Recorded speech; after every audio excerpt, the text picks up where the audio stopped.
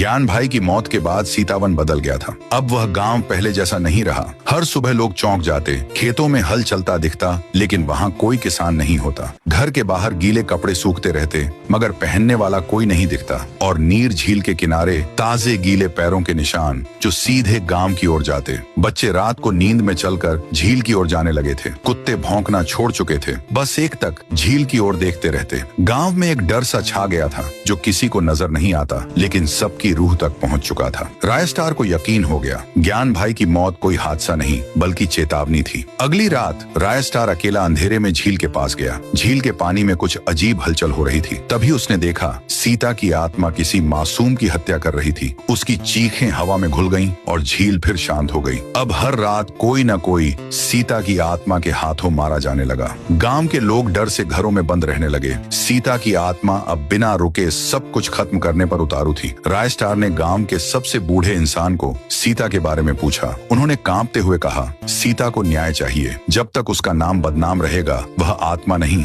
आग है। फिर आई पूर्णिमा की रात। रायस्टार फिर गया अकेला नीर झील के पास। नीला कोहरा फैला और झील से निकली सीता की आत्मा। नीली साड़ी, गीले बाल, जलती आंखें और डरावनी मुस्कान। रायस्टार बोला, तुम्हारे साथ अन्याय हुआ मैं जानता हूँ, लेकिन निर्दोषों को मारना क्या सही है? सीता हंसी, मुझे बदला नहीं मुक्ति चाहिए, और तू गांव का हिस्सा नहीं है इसलिए तुझे छोड़ रही हूँ। ये कहकर वो झील में समा गई। रायस्टार चिल्लाया, सीता, लेकिन झील शांत रही। और फिर हर रात झील एक नई जान मांगती रही। अगले सुबह उसका लाश झील के किनारे मिलता था।